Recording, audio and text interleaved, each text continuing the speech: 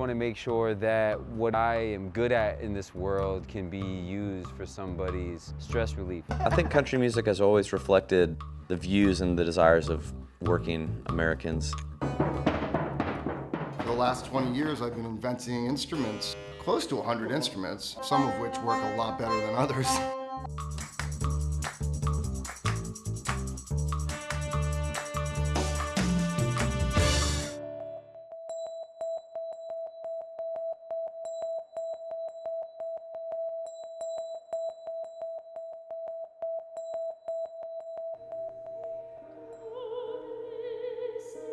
My mother would play Schubert's Lieder for me when I was running around the garden to quiet me down. But she played in a very soft volume, so I would say, please turn up the volume for me, I couldn't hear Schubert singing. And she just said, well, honey, you just need to be very quiet and sit down, and you can listen and hear Schubert singing. So that was a very beautiful moment of me spending with my parents and my siblings in hot summer nights in Taiwan. So when I was taking care of her when she was ill, I played the same Schubert's Lieder for her for the next 3 weeks we were in the hospital together. And that was the idea, using Schubert's song as a gift between strangers instead of between people we know.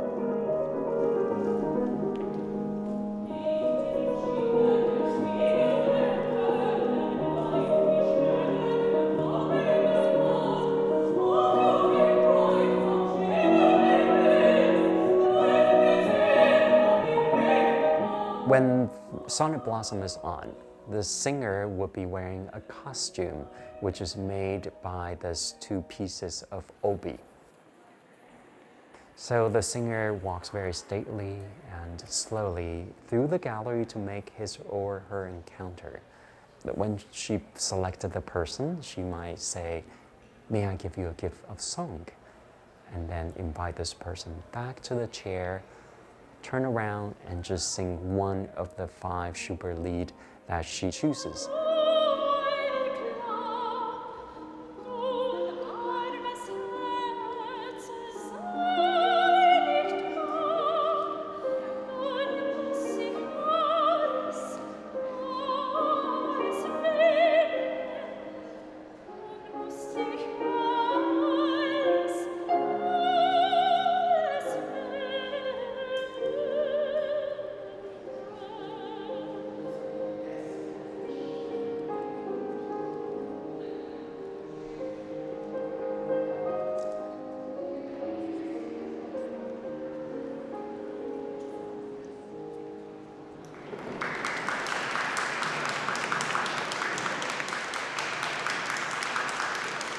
Before the show opens, I will come back for 2 or 3 days to work with the selected singers for this project. And although I'm the originator of the idea, but I don't have the talent to carry it out. So you're all the demigods who help me to, to bring gift from Schubert to this world. It's really quite amazing. I mean, in a way, Schubert is collaborating with us. This idea that we are this living, breathing piece of art. Exactly. You know, artwork. Like literally. So it's a new mentality for me. Yes, yeah. Most of the people thought that you're mic'd or it's lip syncing or something. No, you're not. You're just doing it live, and it's an incredible gift for most of us, really.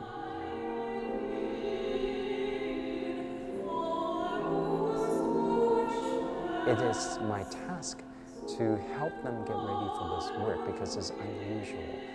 So I would say to them, the first time you do Sonnet Blossom, it's the most difficult. It gets easier and easier, so do not give up. And you will see how you yourself becomes a part of the work. So the tension lies between the singer and the receiver. Please come with me. Thank you. I was just invited to hear the song by this beautiful opera singer.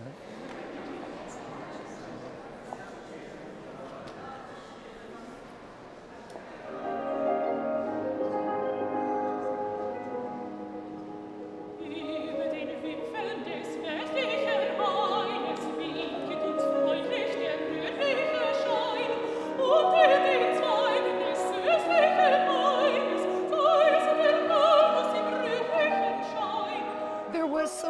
attention in the way she looked at me and then my responses to her, but what she had coming, you could see by her face, what she was going to bring to the table, and it was gorgeous. Which I really appreciate. Thank you for allowing me to share that with you. Originally, I thought the singer is giving a gift to the receiver.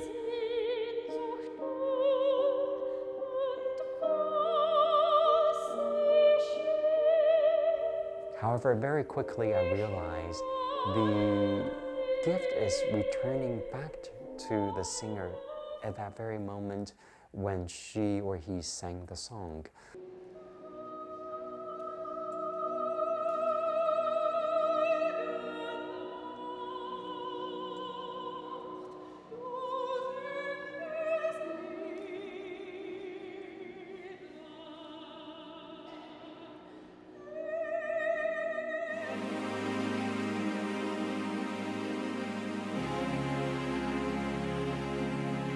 Keep on grooving. Oh, yeah. For the ones don't know what it's like now, she won't more. Don't stop, don't tell shit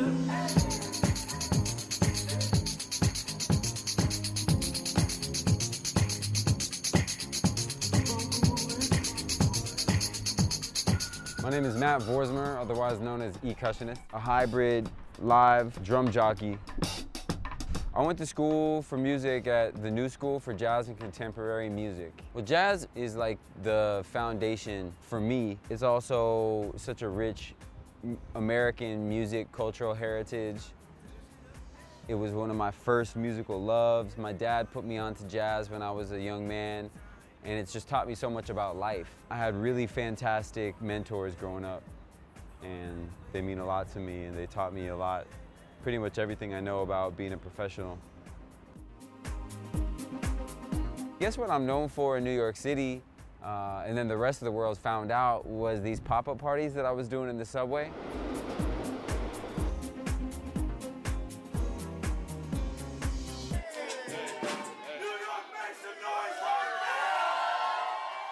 Pop-up party is a judgment-free place where people can get together under one roof and just rock together, you know?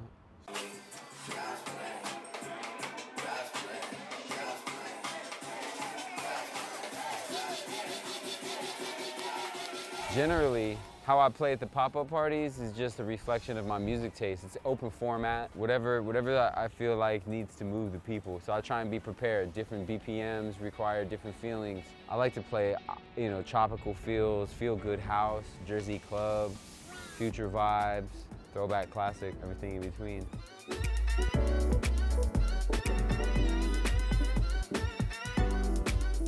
Music therapy is kind of something that I do at my pop-up parties, but I don't consider myself a music therapist outside of somebody who he himself is trying to seek therapy for, you know, his struggles and his stresses.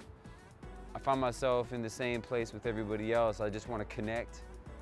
I just want to make sure that what it is that I am good at in this world can be used for somebody's stress relief. And in that sense, there's musical therapy that goes on. But what I will say for somebody who's trying to achieve their dream is find your people, you know?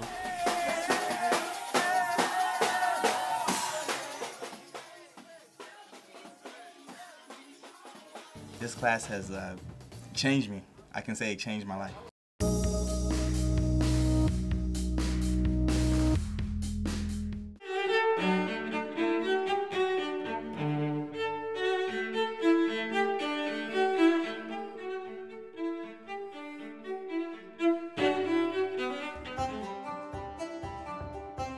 The original earth harp, in a way, was almost an environmental piece.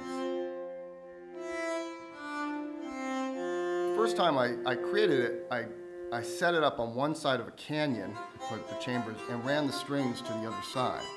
The idea was, let's turn the earth into an instrument. Oh, the earth harp's gonna travel with here. I've strung it to the top of skyscrapers, Grand Theater in Shanghai. I think it's really emotional for people. I mean, it's a string sound, but it's also just encompassing. People love it. It's almost like having a string section at your fingertips. It's very symphonic sounding, but there are more high-end harmonics in it, I find. So it's different than a violin or a cello. It's got a unique quality to it.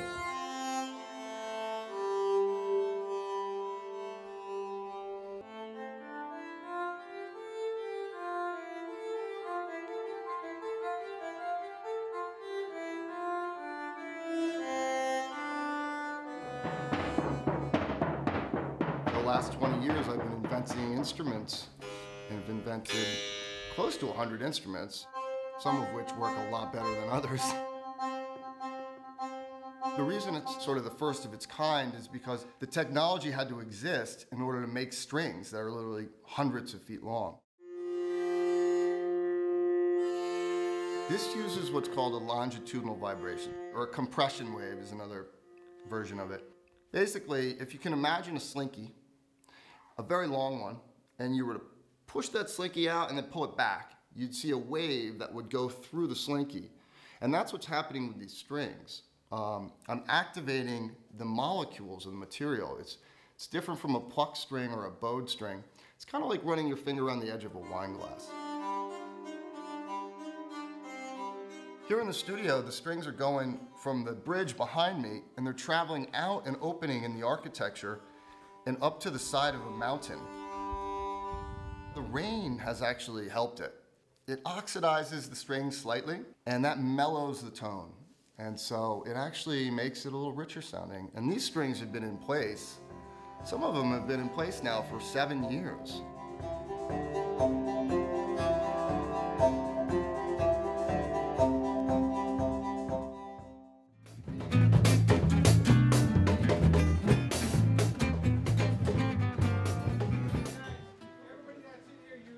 Art is the most powerful thing that I know of to combat the negative effects of life in one of these penitentiaries. If I didn't have a way to have an outlet, I would feel tense and bitter and clogged up. Here with this program, I'm at ease, I'm relaxed, I'm of value to this planet. You know, I'm able to give more than what I've been taking. It opens your mind, opens your heart, and I think this class should be mandatory for everyone to take. And it changes everything, it changes the way you think. I've been a lot happier. This class has changed me. I can say it changed my life. Not only the tragedies that one had in life, but also the accomplishments. For me, they have to be expressed through music.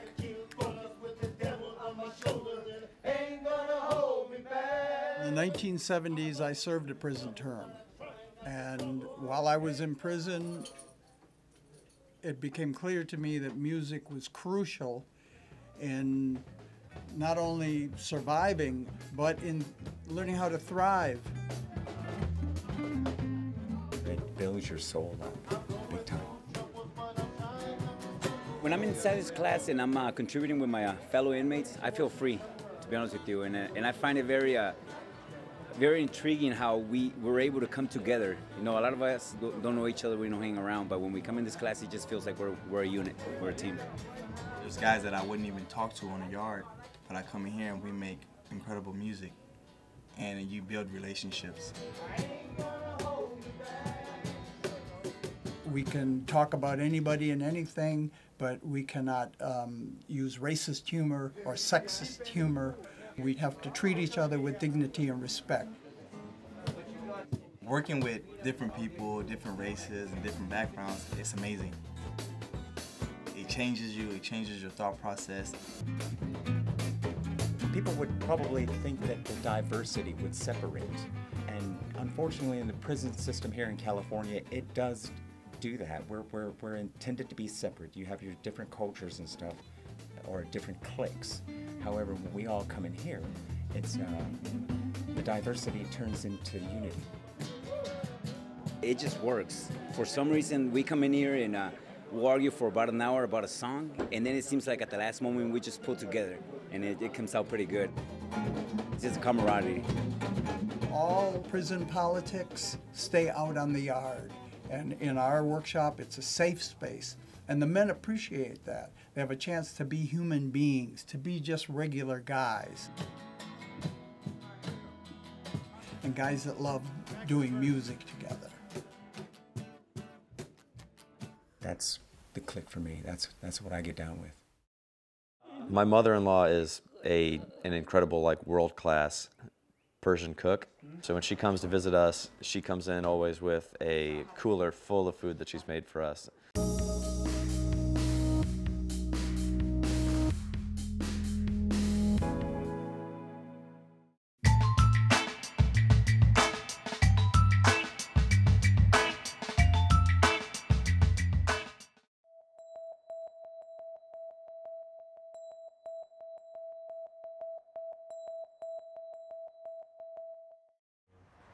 There's a southern accent where I come from.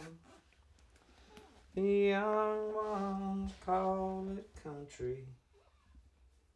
The old Yankees call it done. There you go, dude. That's good. Yeah. Howdy doozy, my name is Corey Baum, and I am the songwriter, singer, and frontman for the band Croy and the Boys. Okay, cool. That's good. All right, love y'all. I love you. Bye, Johnny. Say bye, Baba. The music that I'm making right now, I'm just trying to talk about what I think are some of the most pressing issues for working people in America today. So that's downtown Austin, Texas in front of us, which has gone through a lot of changes since I've been living on the east side. Almost unrecognizable. But so this is what I'm talking about, like the Arnold, whatever the hell this is. Who knows, like yuppies sitting on a patio. It's insane. And it goes all the way down. Basically, it's like, this was all low buildings, and now it's like condos up and down the street on all sides. This is Hotel Vegas right here. You see the sign blinking. Okay, we're gonna do kind of a thinking song now, so put your little thinking caps on. But this song has some big words in it. It was hard for me to even fit them in a damn country song, so I just spelled them out instead. So we're gonna spell out the words gentrification, cultural elitism, hegemony, and coded racism. 1, 2, 3.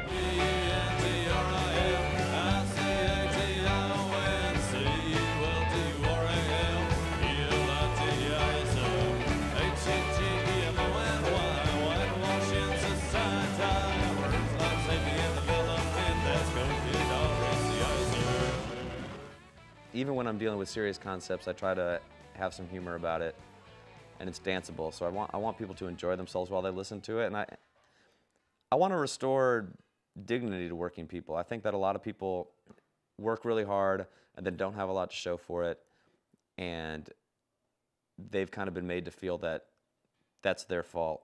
And I try to draw stories and show examples of ways in which it's not their fault, that they're being taken advantage of, and that they deserve what they think they deserve, which is just a healthy, kind of middle-class American life.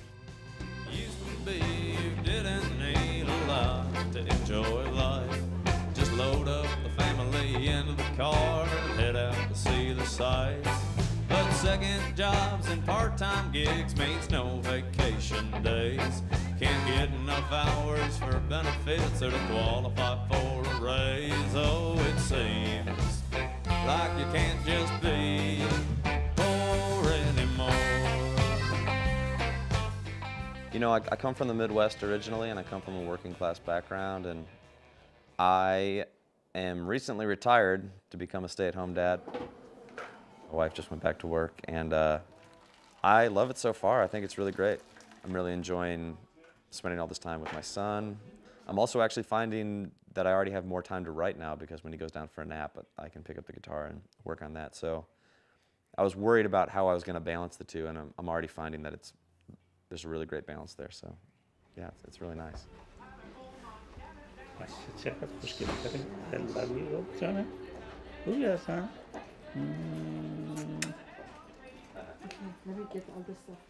Mom and Dad are here taking care of Johnny.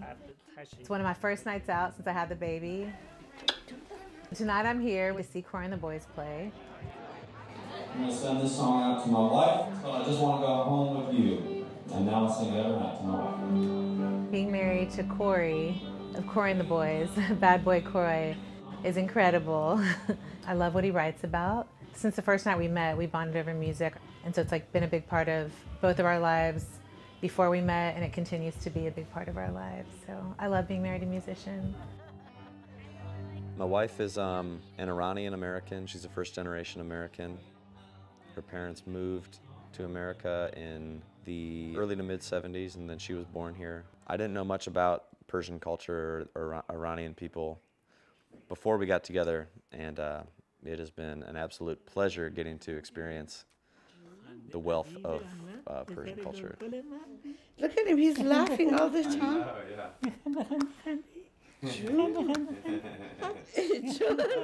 My mother-in-law is an incredible, like, world-class Persian cook.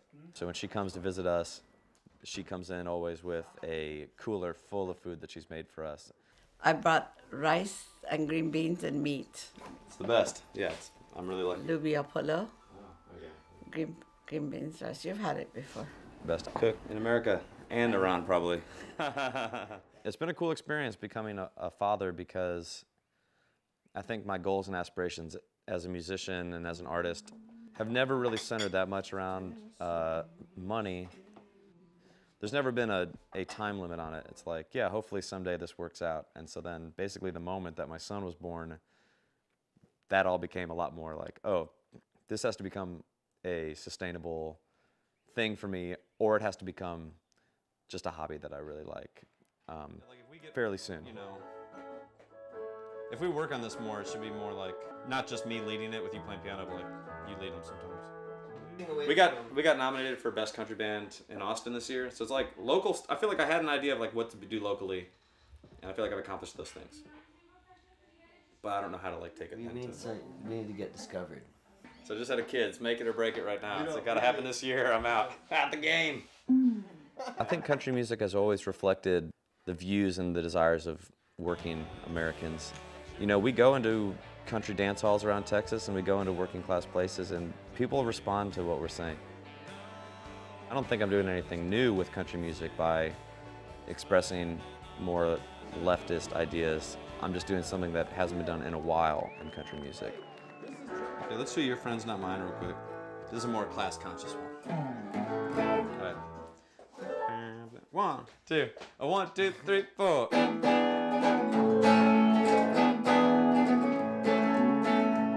$900,000 home with a bigger one in mind. That's your friends, not mine.